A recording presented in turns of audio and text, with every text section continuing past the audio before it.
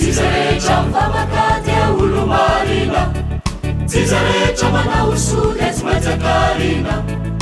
Iza rehetra mandray an'i Jesosy ao ambo, no hiditra ao amin'ny lovatsiolo. Tiza rehetra mivavaka olo marina, tiza rehetra manao soa tsy maintsy akarina.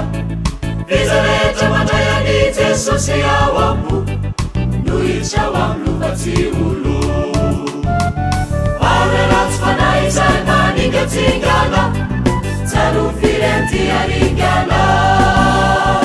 Koa apetrao amin'ny tompo ary ny fiainana, visy asa momba ny androna.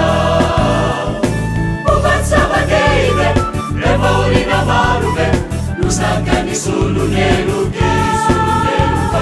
Afatsy anindra izao, midina sy voadina, izany no takiny amina.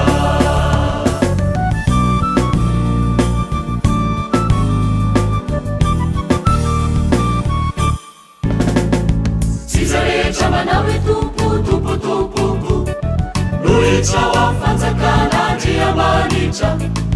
Iza rehetra manaiky anao ny sitrapony iray, no hanana fiainana mandrakizay. Tiza rehetra manao hoe tompo, tompo, tompoko, no hiditra ao amin'ny fanjakana Andriamanitra. Iza rehetra manaiky anao ny sitrapony iray, no hanana fiainana mandrakizay. Maona ratsy fanahy izay maningatsingana, tsaro firenty aringana. Koa apetrao amin'ny tompo ary ny fiainana, visy asa momba ny androna. Momba tsy zava-dehibe, rehefa olona marobe, no zakany solon'eloky. Afatsy anindra izao, midina sy voadina, izany no takiny amina. Momba tsy zava-dehibe, rehefa olona marobe, no zakany solon'eloky. Afatsy anindra izao, midina sy voadina, izany no takiny amina. Momba tsy zava-dehibe, rehefa olona marobe, no zakany solon'eloky.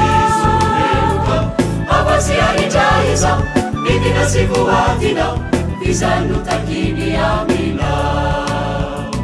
Momba tsy zava-dehibe, rehefa olona marobe, no zakany solon'eloky.